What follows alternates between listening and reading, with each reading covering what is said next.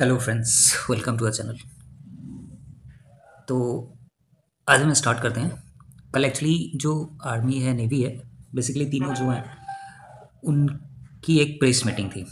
ठीक है, जिसमें ब्रीफिंग कर रहे थे कि कहाँ कहाँ पे अटैक्स हुए, किस किस जगह पे, और उसके क्या एडवांटेज निकले। बेसिकली इंडियन एयरफोर्स ने, नेवी में बेसिकली इंडियन एयरफोर्स ने कहाँ कहाँ पे स्ट्राइक्स किए थे, उनके टारगेट्स क्या थे। तो इसकी एक प्रेस ब्रीफिंग की गई। ठीक है, और उसकी जो स्टार्टिंग है वो शिव तांडव स्रोतम से हुई। ये सुनने के बाद ना मतलब गूज़बम्प्स आ जाते हैं। फिर उसके बाद से एक एक जो क्या कहते हैं, एक एक जो वहाँ से डायलॉग्स निकल के आए, वो भाई अल्टीमेट था।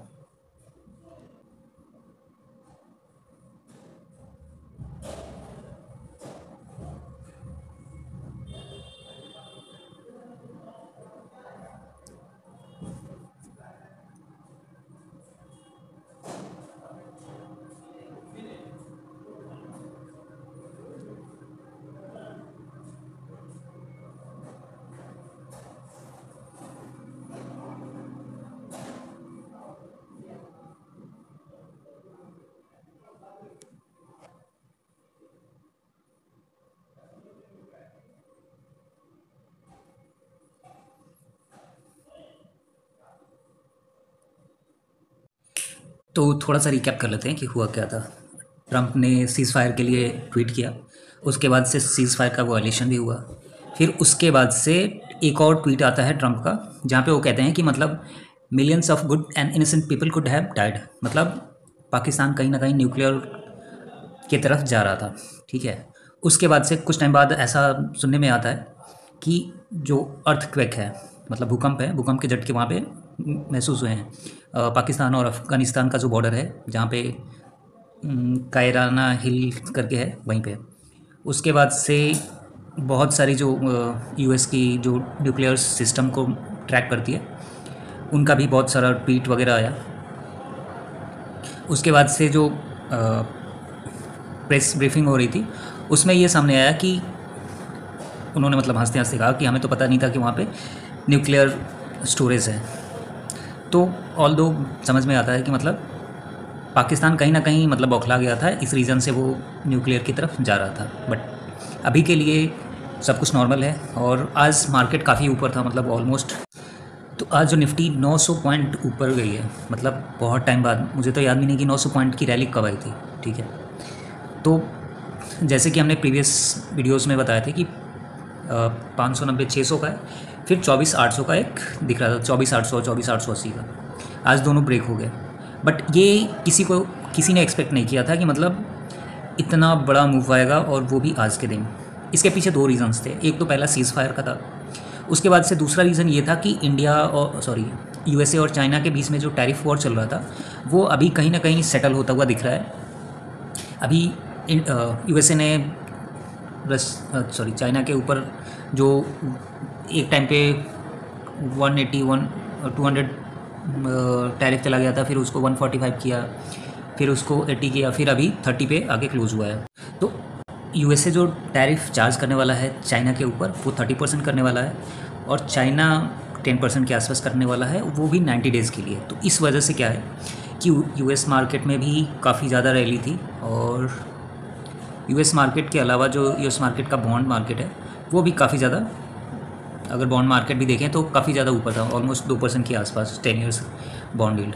ठीक है, तो इस रीज़न से काफ़ी चीज़ें अभी मार्केट के फेवर में चल रही। तो अगर निफ्टी की हम बात करें, तो निफ्टी के जो हमारे टारगेट्स थे, जैसे 600, इवन मैंने भी इतना ज़्यादा एक्सपेक्ट नहीं किया था। जब मार्केट 2% 2.5% ऊपर ओपन हुई थी, तो मुझे लगा था कि 24 650 24 700 तक साइडवेज हो गई थी। तो उस टाइम लग रहा था कि मतलब यहीं पे मार्केट क्लोज हो जाएगी, या फिर थोड़ा बहुत नीचे आएगी, 650 के आसपास क्लोज हो जाएगी।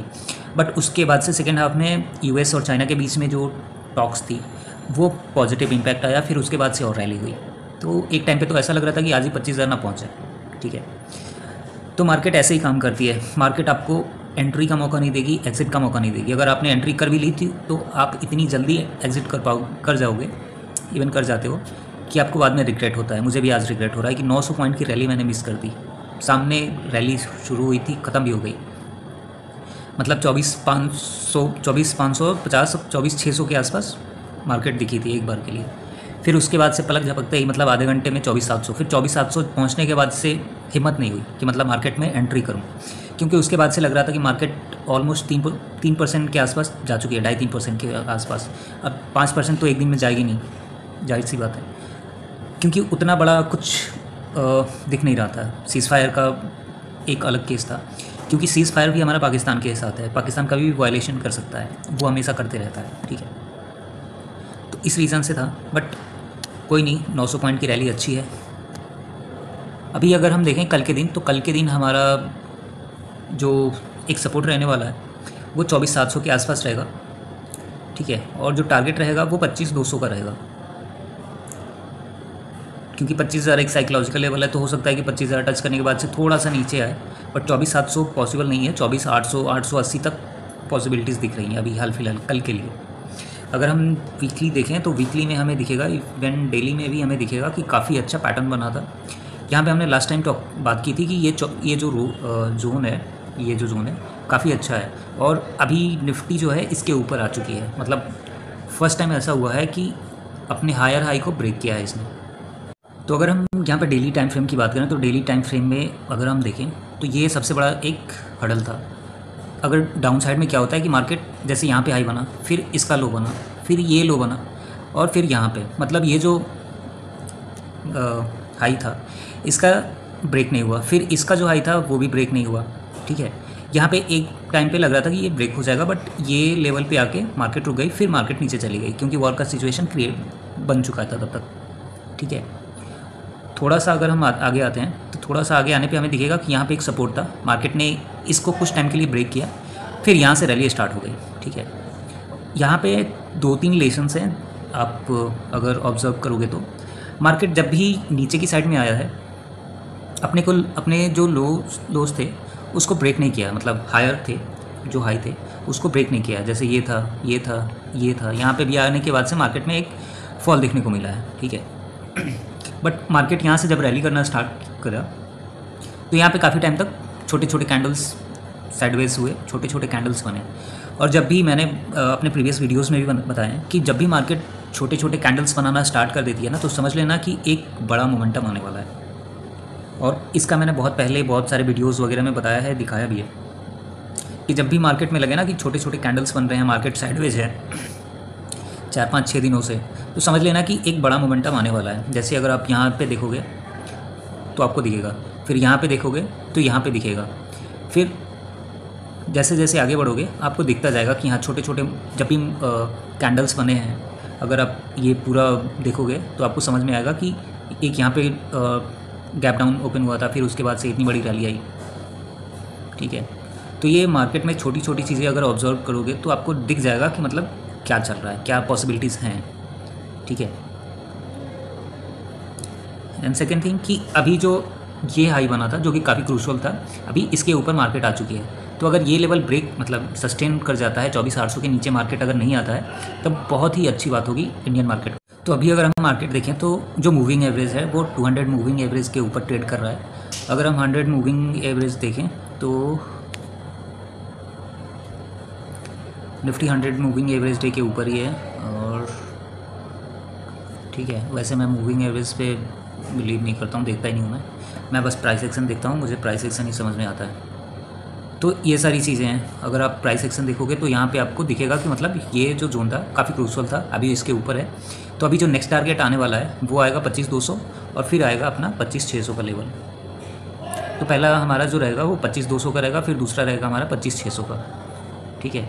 अगर इनकेस कुछ बड़ा न्यूज़ आता है, जैसे पाकिस्तान कुछ वायलेशन कर देता है, फिर से फायरिंग वगैरह स्टार्ट कर देता है, तब फिर मार्केट में एक सेलिंग का प्रेशर बन सकता है।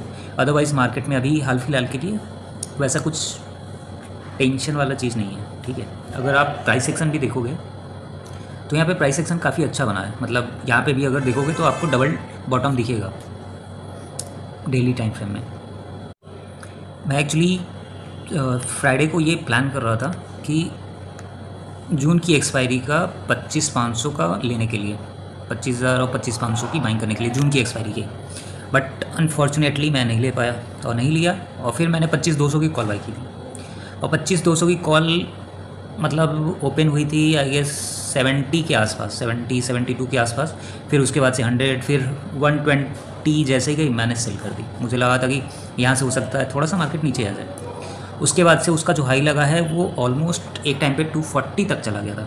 आप समझ सकते हो कि मतलब कितना बड़ा मूव था, कितना अच्छा मूव था ये। ठीक है, ओके, 263 का हाई था। आप सोचो इसका जो लो लगा है वो 64 का लगा है। आप चेक कर लेना कहीं पे भी। 25,200 की कॉल, मई की मंथली एक्सपायरी की। मतलब इतना ज़्यादा रिग्रेट हो रहा था मुझे कि मैं बता नहीं सकता। एक तो ऐसी अपॉर्चुनिटी मतलब साल में 1 या 2 बार ही मिलती है, और उसमें भी अगर आप पैसे नहीं बना रहे हो तो फिर बेकार है यार ट्रेडिंग करना। मतलब कुछ नहीं करना था। 140 तक गया था, फिर 140 के बाद से 135 या 140 के आसपास गया था मुझे याद है। उसके बाद से वो 121 तक लो लगा था। फिर उसके बाद से जो रैली उसमें स्टार्ट हुई है भाई, मतलब मैं एक सेकंड दिखा देता हूँ। ये प्रीमियम था, यहाँ से इसने स्टार्ट किया, ठीक है, 140 तक गया था, 156 तक। जो रिटेलर ट्रेडर है ना, जब लॉस होता है उनको तो वो फिर बैठ जाते हैं आराम से कि मतलब कुछ नहीं यार, बैठते हैं। यहाँ पे मैंने जस्ट यहाँ पे एग्ज़िट मार दी थी, और फिर ये 156 तक गया, फिर यहाँ से साइडवेज हो गया। फिर मुझे लगा कि चलो मार्केट साइडवेज ही हो जाएगी। फिर उसके बाद से फिर से रैली आई, फिर से रैली आने के बाद से फिर से थोड़ा मतलब कुछ टाइम के लिए साइडवेज रहा, फिर से रैली आई। मतलब ये जो रैली थी ना, रुकने का नाम नहीं ले रही थी। मैं एक टाइम पे यहाँ पे सोच रहा था कि यहाँ पे एक ट्रेड लेते हैं, बट यहाँ पे मैंने लिया ही नहीं, क्योंकि मुझे लग रहा था कि अगर मैंने यहाँ पे लिया, क्योंकि मार्केट 2.5% ऊपर है भाई। 2.5% में यू कांट इवन इमेजिन कि मतलब अगर थोड़ा सा भी 50-60 पॉइंट भी प्रॉफिट बुकिंग हुई तो ये प्रीमियम फिर से 100 या फिर 80 के आसपास आ जाता है। इस रीज़न से अब मैंने नहीं लिया। छोटा सा स्टॉप लॉस रख के ले सकते थे। फिर मैंने सोचा कि यार अगर 2 लॉट भी लेता हूँ सपोज़, तो उसमें भी मेरे मतलब 1500-2000 तो ईजिली चले जाएंगे। फिर मैंने सोचा यार छोड़ो, जितना आ गया रहने दो, बात की देखी जाएगी।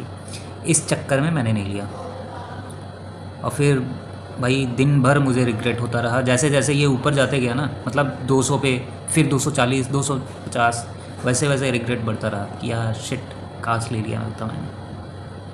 तो ट्रेडिंग यही है यार। ट्रेडिंग में क्या है कि कुछ नहीं पता कि मतलब मार्केट एक दिन में कहाँ तक पहुँच जाए, और इस चक्कर में मैंने कहा छोड़ो, क्या ही करना।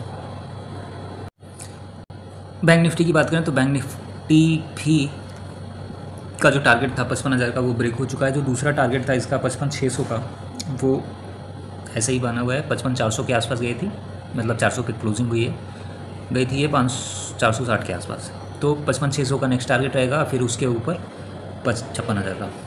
अगर सपोर्ट की बात करें तो सपोर्ट इसका ये रहने वाला है, कहाँ गया, 55,200 के आसपास पहला सपोर्ट रहेगा। फिर दूसरा सपोर्ट हमारा यहाँ पे आ जाएगा 54,900 के आसपास, ठीक है। तो मार्केट में अभी पॉजिटिविटी बनी हुई है, डाउ जोन्स सारे पॉजिटिव हैं। और इंडियन मार्केट की बात की जाए तो इंडियन मार्केट भी पॉजिटिव है। गोल्ड में थोड़ी बहुत प्रॉफिट सेलिंग, मतलब सेलिंग आई है, बाकी सब कुछ सही है। बाकी आज के लिए इतना ही, क्योंकि वीडियो जो है काफ़ी लंबा हो गया। मोतीलाल देखते हैं। मोतीलाल में आज मैंने निकाल दिया था, बहुत जल्दी निकाल दिया था। इसमें भी मुझे समझ में नहीं आई क्या कर रहा हूँ। इसमें भी 6-7% के आसपास ऊपर थी, और एक टाइम पे मैंने 725 के आसपास निकाल लिया था। फिर जब क्लोजिंग हुई तो ये 737-740 तक गया था ये क्लोजिंग के टाइम पे। क्योंकि अभी क्या है कि अभी मतलब मैं एक्सपेक्ट कर रहा हूँ कि मार्केट थोड़ा सा नीचे आएगा। इसका तो 780 तक था, तो अगर 720 के नीचे कल मिलेगा तो इसमें फिर से एक बार पोजीशन बना सकते हैं 720 के आसपास। बाकी देखते हैं। अभी क्या है कि अभी 8 बजे आई गेस PM मोदी की प्रेस कॉन्फ्रेंस है, तो अगर उसमें कुछ अच्छा बना तो मार्केट के लिए अच्छा रहेगा। कुछ नेगेटिव तो ऐसे दिख नहीं रहा है, बट देखो एक चीज़ कहना चाहूँगा कि अभी जो सिचुएशन चल रहा था ना, वो इंडिया ने मतलब काफ़ी अच्छे तरीके से हैंडल किया है। क्योंकि अगर हम थोड़ा सा भी एग्रेसिव होते तो पाकिस्तान पागल है, मतलब पाकिस्तान पागल कुत्ते की तरह है।